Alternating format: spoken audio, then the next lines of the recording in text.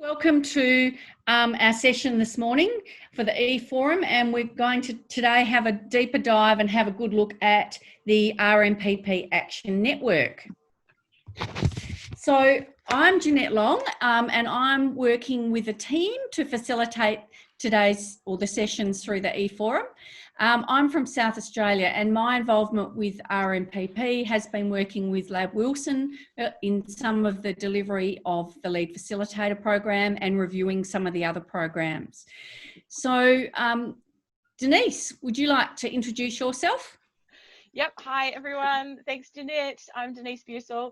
I work with Red Meat Profit Partnership and Beef and Lamb New Zealand on the Action Network program. And so, yeah, a few of you I'm familiar with from being an Action Group facilitator. It's great to have you along for the Action Group session today. Thanks, Denise. And Lab, would you like to introduce yourself, please? Very briefly, good morning, everybody. Very nice to meet some of you. Most of you will know me, but for those who don't, I was involved with mostly with the Lead Facilitator course with the RMPP initiative. So most of the people that have been working with the farmers have kind of been through what we've been doing. So I'm trying to catch up now with them. Excellent, thanks Lab. And we also have our panel today, so if we could just have a little wave, and I'll get you to introduce yourselves a bit later on, but we have our farmers from Tai Happy, Dan and Jackie Cottrell. If you can give us a wave. There they are, thank you. We have a couple of facilitators joining us today who'll be on the panel, Byron Taylor. So Byron, if you could give a wave, there he is. Genevieve Stephen. Genevieve, there you are. The evaluator of the RMPP Action Network, Mark Elliott. Mark, if you can give a wave, there he is, giving us a thumbs up. And from the RMPP, we have Brendan Patchett, who was on the video. So Brendan, if you can give us a wave. Great, excellent. So we'll get them all to introduce themselves to you shortly. And we'll be asking them some questions as we go along. We have a couple of quick polls for you. So Denise, if you could launch the poll, and if you could all put in there your location fairly quickly, that would be great. And hit the submit button, and then Denise can share with us where we've all come from this morning.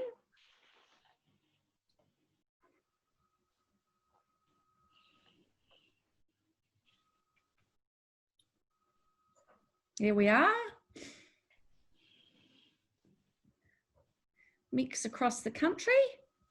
Excellent. And thank you, Denise. And the next poll. How experienced are you in facilitation? If you can give us a rating for that, and we'll have a bit of a look and see what sort of experience we've got across the crew this morning.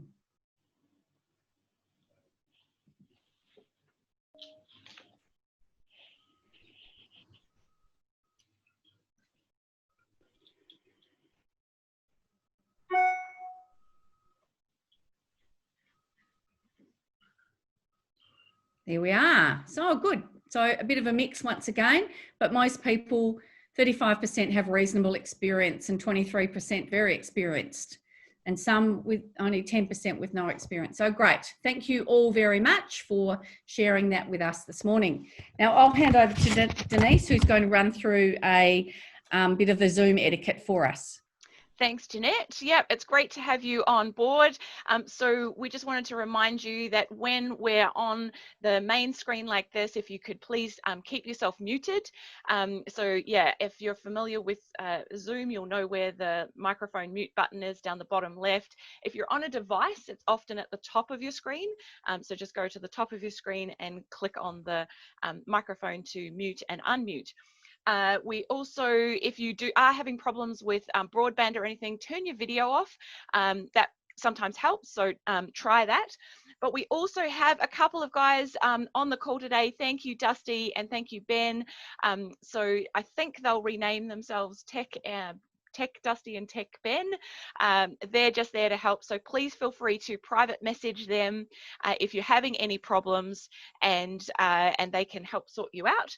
So they've been doing an awesome job for us over the last few sessions, and it's great to have the tech people on board. So thanks for that. Just wanted to share with you what we're doing today. So hopefully you can see the PowerPoint there. We are going to hear from the panel that Jeanette's talked about. So first of all, we're going to send you into some breakout rooms to figure out what questions you'd like to ask the panel, what curiosities brought you along to the session. We're going to spend some time exploring those with the panel, and then we're going to head back out into breakouts to discuss how this can apply to our sector. What do we need to keep taking forward? So Jeanette, I'm going to stop there and hand back to you, or Lab. Thanks, Denise. I think we'll hand straight to Lab to get people off into the breakout rooms. Okay, we won't spend too much time introducing us. Good morning, everybody. The evidence is very clear that we learn best with other people. It's useful to hear other people's perspectives.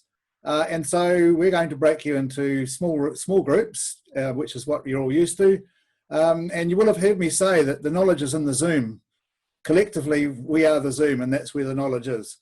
So as much as possible, we want to try and extract that. But first of all, we just want to find out what are the key areas of interest or your key curiosities that you've come here today with. So your facilitators, when you get into your breakout rooms, they'll ask you just to briefly introduce yourself, and please do be brief. Just who you are and where you're from will do, because we don't have much time for this today. And what is, share your key curiosity, and once again, be as brief as you can. So we make sure that everybody actually gets a turn. Just a word, look after your facilitators. You all know the challenges they face, so be kind. And facilitators, remember to put your name on the Google slide that corresponds to your room, and also to share your screen with your group. Hope you had some great discussions in your breakout groups, and we look forward to working through some of those key curiosities. So I think Denise is going to share the Jamboard, and we will have a look at some of the curiosities that pop up on the Jamboard. So I'll just let her do that, and then we'll start introducing our panel and having a discussion about some of the questions. Okay, so while the comments are popping up on the Jamboard, I'm going to ask each one of the members of the panel to introduce themselves, and I've got one question for them as we go along. So Dan and Jackie, our farmers from Taihape, which, believe it or not, is actually a place in New Zealand I have been. How important has it been to be a farmer team taking part in the action group? So Dan or Jackie, would you like to answer that for us? Okay, I'll introduce us just briefly, Jeanette. We're farming, we're sheep and beef farmers in Taihape. Dan and I moved back to Dan's family's farm about 5 years ago now. So this has been perfectly timed for us, I would say, in that, I'd say the action group has been the best thing that we've done on the farm since we've been back. It's allowed us to identify our strengths and weaknesses and really delve deep on our interests. It's given us a good understanding of how to improve the profitability of our business. It's also really anchored us in our little farming community because we've made great connections with the other groups, with the other farmers within our group, to the point that we feel like they're vested in our success. Yep. And we're all good mates now. So I think that they become sounding boards for our business decisions, and so that's been really cool. The other thing I will say is that it's allowed us to engage much more deeply in issues that affect sheep and beef farmers directly that we probably wouldn't have gone deep on, things like the zero carbon bill. Our group got really nitty gritty and detailed and learnt lots about that, and to the point where some of us even did public submissions, something we would not have otherwise done without that support and depth of knowledge that we've gained from our group get-togethers. And yeah, if that answers that. Excellent. Thank you. Great. Fantastic to hear the success of the group. So Byron and Genevieve, who are both facilitators of groups, I've got the same question for you. So perhaps if we start with Byron, what has building your skills and confidence as a facilitator done for you? So Byron, if you can introduce yourself and answer that question, and then we'll go to Genevieve.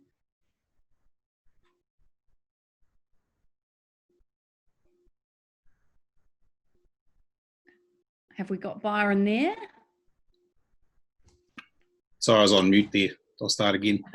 I'm talking to you from Northland today. I'm actually, I work for Rabobank based in, actually in Fielding, and sort of cover Taihape is the main area I cover as a agri manager for Rabobank. So, and of course, with Rabobank being involved in RMPP, that's sort of how I got involved, and was lucky enough to sort of do some of the training. And I guess, I mean, what it's given me techniques and methods to be able to build stronger relationships, not only with the farmers in the group that I facilitate, like Dan and Jackie, but I've also been able to use those new learnings in my day job. So I think it's helped me to understand that rather than trying to know everything and have the answers, it's to actually have a good process and to try and extract the answer from the room and get a collegial agreement on whatever topic we're on. So, you know, my job would doing stuff anyway, but it's probably just helped to, you know, to go back and pull some of those tools and resources to just do it better. Excellent. Thanks, Byron. Importance of process in facilitation. Good. Thank you. And Genevieve, if you can unmute yourself, please, and share what's building your skills and confidence as a facilitator done for you. Thank you, Jeanette. So lovely to see lots of familiar faces on the call this morning. So I'm based out of the Ashburton office working for KPMG in a farm financial and business advisory role. I also on the side facilitate 3 Action Network groups. So I started facilitating in my first role at ENSCO. So I facilitated 6 groups over the course of the past 3 years. And I guess for me, the big thing it's done for my career is starting off so fresh out of university, having the facilitation training has helped me to feel really comfortable with not knowing the answers. And I think it's probably going to be a skill set that's just going to be useful throughout my life. But I guess how I've used it is internally within KPMG in terms of leading the team in sort of business culture initiatives. But then also when I'm working one-on-one with clients, being able to not necessarily have the answers, but first and foremost focusing on giving them the process to explore ideas and pull out what's really, they often have the answers within them.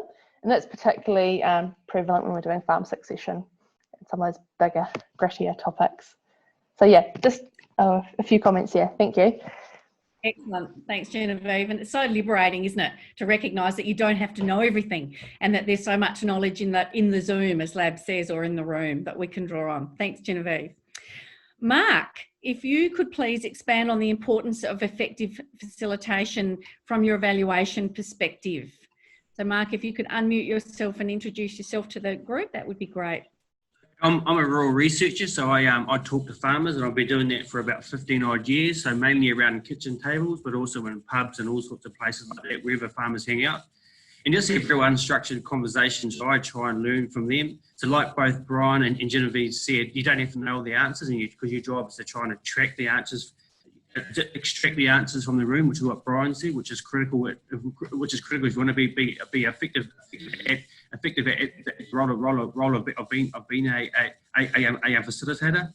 Now, I think so some of the real key things about the job that we do is that you can't have practice change unless there's something to work with. And we all know that farmer to farmer learning is what we need to work with, because that's been there forever. And so how we work at it as actual facilitators, our job is just to turbocharge that process. And how you turbocharge that process is you just learn to ask really good unjudgmental questions. And that's the critical thing, is learning how to ask those really great unjudgmental questions to extract that data out of people in the room, like Brian was saying. Excellent. Thanks, Mark. It's that being curious, isn't it? How can we learn what it is that people know? Thank you so much. And now I'll go to Brendan. And Brendan, if you could introduce yourself and also share, where does small group learning fit in the broader extension landscape? Yeah, thanks, Jeanette. Hi, everyone. Look, I'm the project manager for Action Network, and I guess I'm in a privileged position where I get to see the diverse range of groups that we've got going within our Action Network, the over 207 of them that have been going. And yeah, I guess if I just share a slide might help a wee bit here. Can everyone see that? Yes, I can. Thank you. Awesome. Look, I guess what this slide's depicting is, you know, there are many forms of extension activity within a broader extension landscape. And last Monday in our opening session, Ruth and John opened up and discussed around that. And I guess we took John James's context that extension is about enabling change. All extension activity types have a part to play. You know, for anything from awareness raising through to developing ideas, knowledge and skills, through to supporting farmers with change or taking action at a one-to-one level. So, look, Action Network, I guess, has proven that action groups do play a key role. I believe it's supporting bridge that gap between a larger scale activity with that awareness raising and developing the ideas and knowledge to actually helping develop that confidence in farmers to take action, take that next step.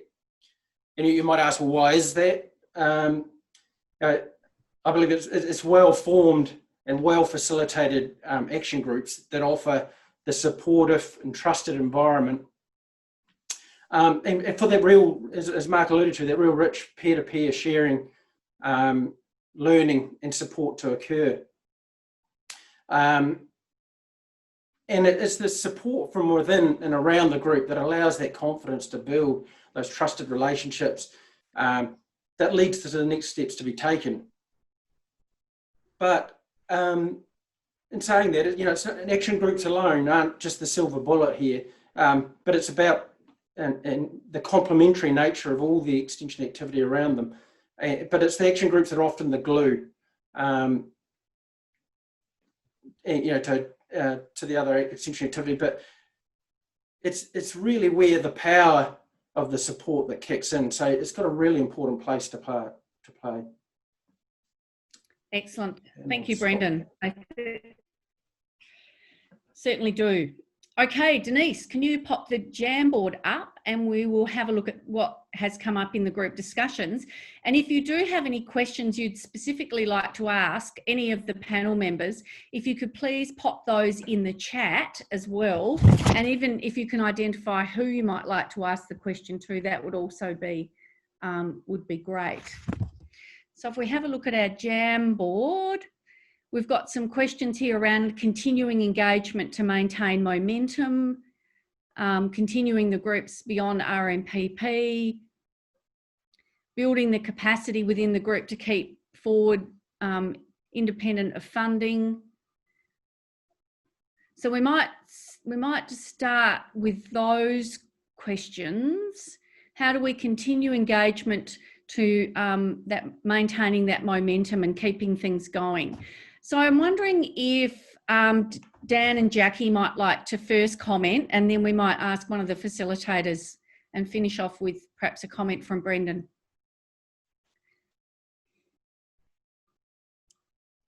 So Dan and Jackie. Yeah, hi guys. Yeah, how to continue engagement to maintain momentum. I'm a big believer that this is where the facilitation really is a critical factor. You know, we've been fortunate to have a great group with a diverse age and stage of the farmers. So sort of echoing what Brendan's just been saying, you know, there's a lot of experience where other members are drawing off. But I mean, if you've got a good facilitator within that, you're going to create a culture that everyone is going, that a culture of engagement, and that's where the longevity happens. And it's when there's the longevity, that's where the gains happen, which is really the crux of this, of the whole purpose of this. So Yep. Again, All right. just a good. I can't overstate how important a good facilitator is. Excellent. Thank you. Genevieve, would you like to comment on that question, which is about engaging and continuing that engagement and keeping the group moving forward? I'm really pleased to hear that Dan said that it does come back to actually the facilitator just being a little bit bossy. And I think groups go through cycles, and often you bring a group together and they feel a bit uncomfortable when they don't know I try to bring groups together that don't know each other, and that can be a bit uncomfortable, and that's where your facilitator, you have to drive a little bit, and they pick up momentum and they really lead it. And then sometimes you can sort of dip a bit, and that's where, as a facilitator, I think it's really important that you just plow on a wee bit. And at times, I think if the group's not quite sure where to go next, they do look to you as a facilitator to provide your views, and actually a little bit of expertise. I think we're best to duck in here and explore this first before we do this next step.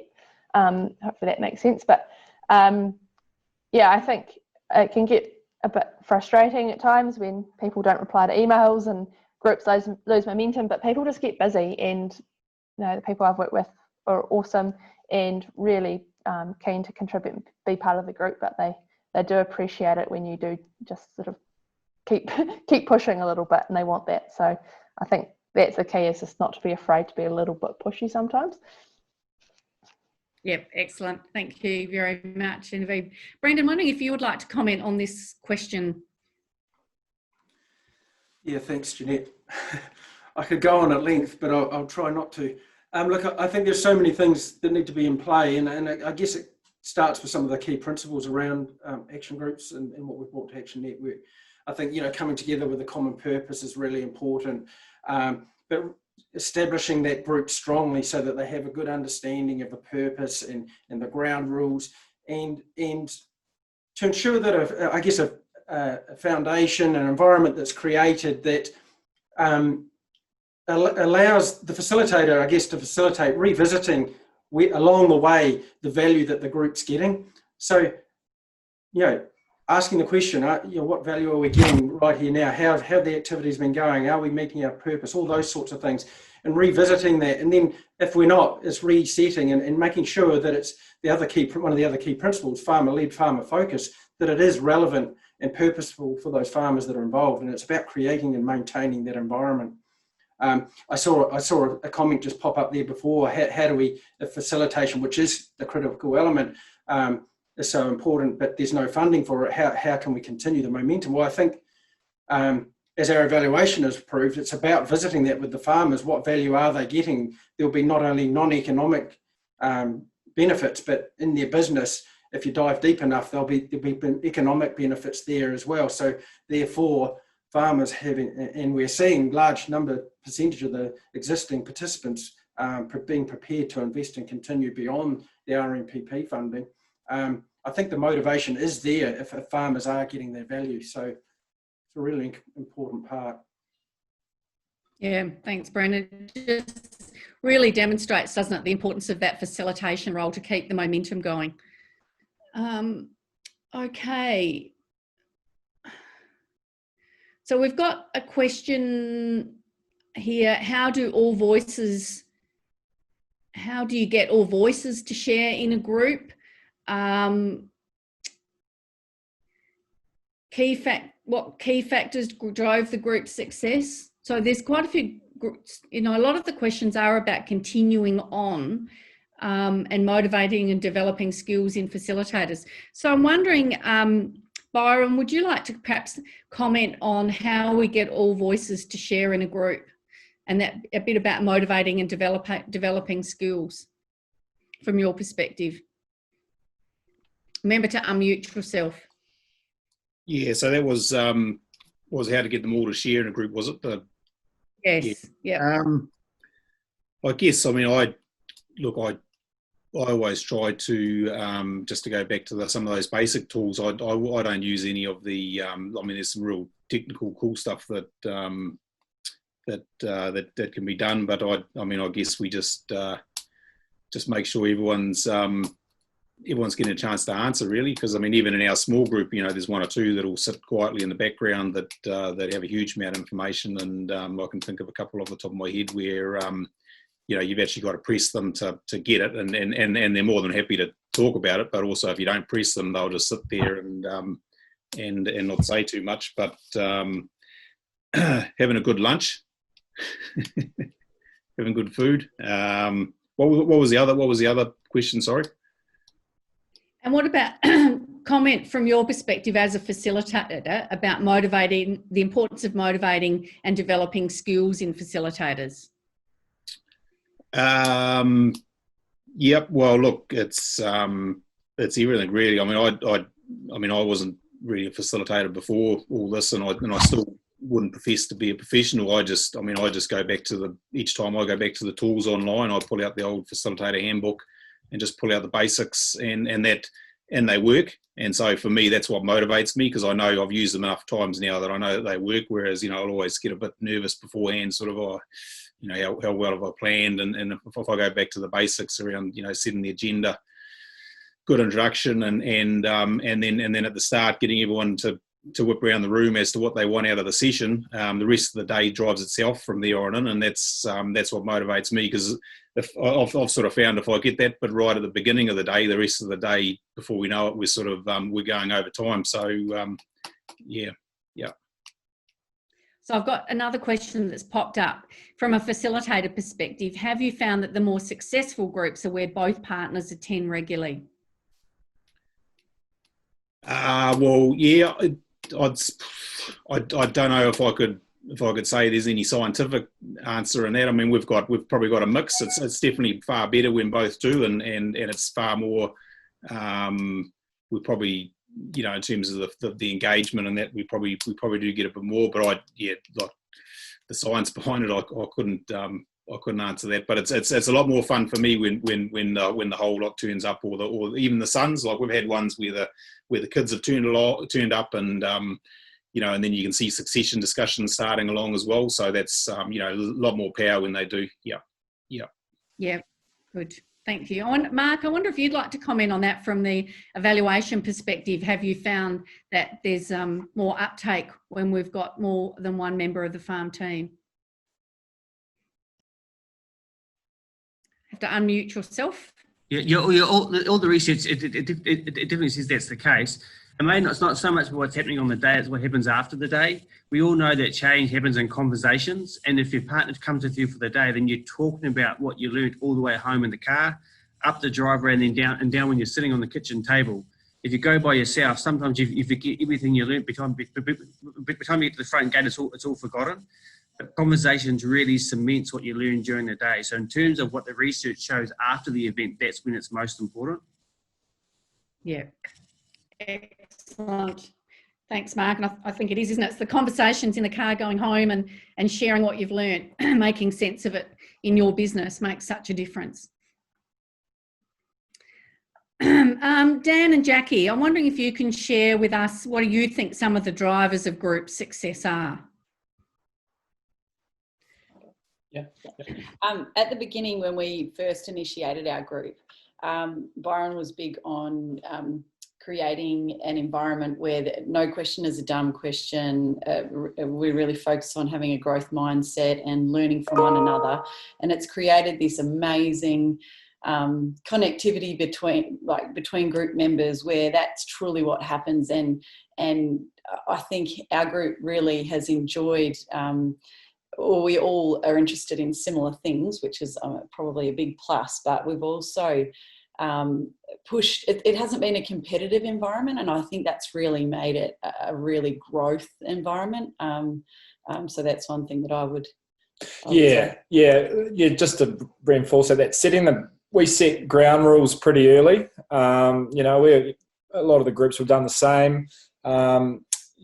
Financial benchmarking, it was all open book. It's a huge amount of trust, you know, sharing all that information with the group. And again, I mentioned earlier about the diverse spread of where people were with their careers. You know, Jackie and I were certainly the greenhorns of the group. Probably at the earlier end of our career, we had guys sort of maybe 5 years, 5-10 years ahead of us, sort of operating at a really high level, and then a lot of really strong and big grey hairs, really. So heaps of experience there, and I think that's definitely been a strength, definitely. Yeah, they're really good to have that mix of experience in the room to be able to draw on. Absolutely. Excellent. I think we've got about 1 minute to go.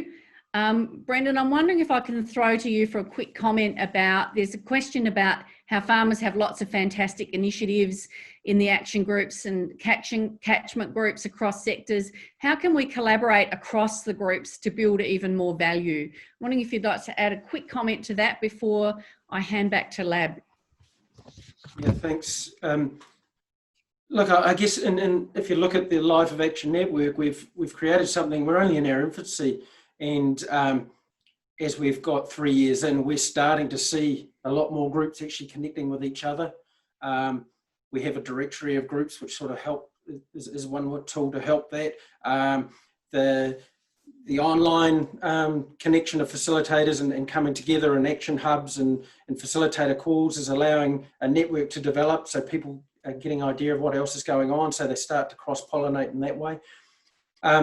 But I think one of the key things that's been well recognised from Beef and Lamb in seeing the value in the small group approach and really working hard now to look at how they transition that and integrate that within their business, the opportunities there and to actually be ongoing supporting groups and actually to tap into that and then bring learnings or things to share to the table for others to participate in. So look, it's a really important part, and we've seen it through other initiatives where that's worked well, and I believe we're starting to get into a position where that's starting to happen, and the potential's great, and it's key roles of the Beef and Lambs of the world that can really help facilitate some of that as well.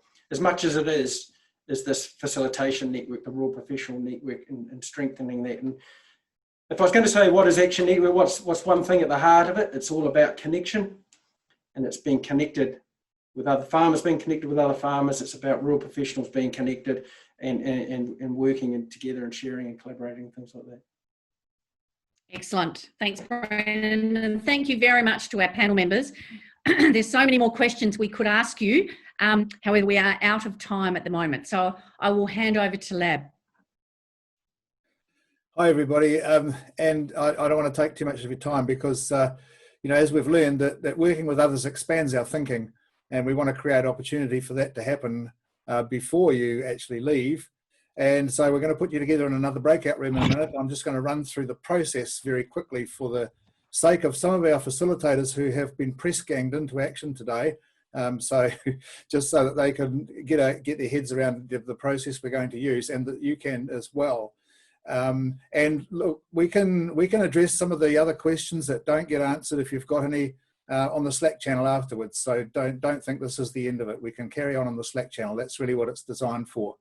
So what's going to happen is we're going to do what we call a think share, and that is where the facilitator will ask you maybe to take a minute and just think of your response to the questions that I'm going to hand over to Denise shortly to pose to you, and then just collect one idea from each person in turn. Go around the room and spend about half the time. You've got about 15 minutes, looking at each other's ideas.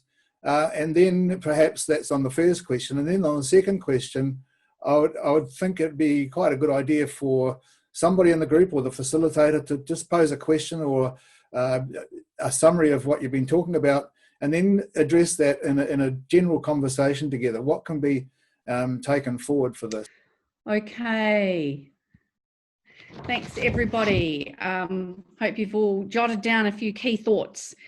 So I'd like to ask a couple of our panel members to give us a closing comment. We'll do a quick poll and think about what's happening next week. So I'm wondering, I'll start with the facilitators. So Byron and Genevieve, if you can give us a quick closing thought, please. Starting with Byron. Yeah, I've just sort of made a quick comment here, and I think sort of going forward, I think the day you can get the farmers to drive it is probably when you've won won the battle. And battle's not the right word, but you know, I sort of enjoyed Hugh's session on Friday, you know, around identifying the, you know, the leaders and the mana within the group and things like that. And I think you know, if that's the thing, then you're just part of it rather than driving it. And to me, that's you know, that's where I like it to be anyway, because then it's you know, because it's not about me, it's about them, and it's just really I'm just part of it. So yeah, great, thanks, Byron. Genevieve, a thought from you? I think as facilitators, we've got to remember that it's not always easy, and sometimes it can be really hard facilitating groups. And I just encourage everyone to take the wins where you get them, and you know, keep up your own momentum and keep enjoying it. And like Byron said, I think when you get to the point where you've got a group that's really self-driven and there's a neat energy, and actually instead of being exhausted at the end of facilitating a workshop, when you come away like feeling really refreshed and energized, I think that's really cool. I've only got one group like that, but working on getting my others there.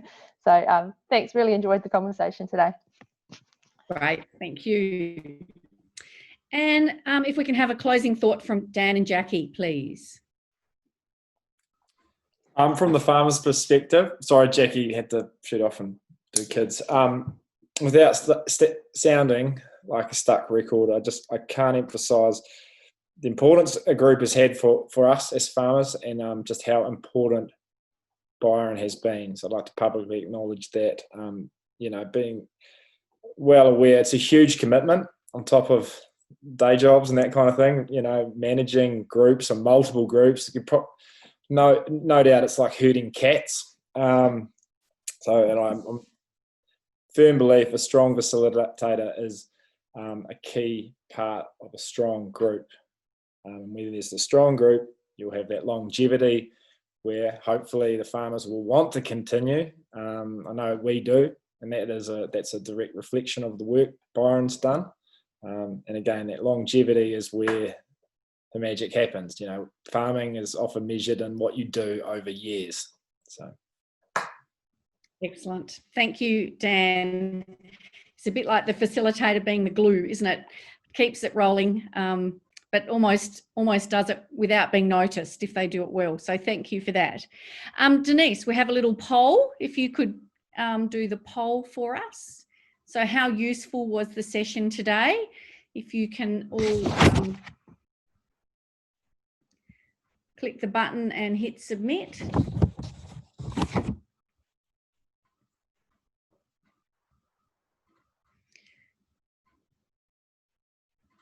Hopefully you've all got something out of it. It's always a challenge in the time frame that we have.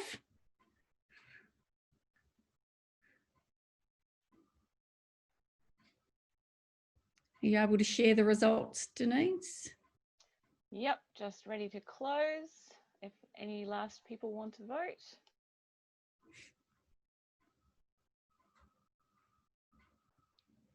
There we go.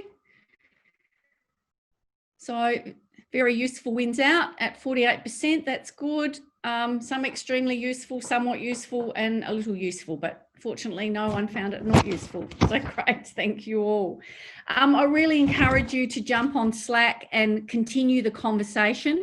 I think there's lots of conversations around this topic that we could keep having. So please join in to that Slack conversation. Next Monday, we have Simon Sankey. Simon is from Dairy NZ. He's a really enthusiastic presenter who I have seen a few times in action. And Simon's going to share with us managing the life cycle of a farmer group. So next Monday at 10:30, please register for that and keep conversations happening on Slack. We won't have Denise next week, but Lab and I'll be here and keep things rolling. We'll have Denise back the week after to work with us. Hope she has a nice break. So we're done. Thank you all. Thank you so much for your time this morning. And look forward to seeing you all again next week. Thank you. Thank you.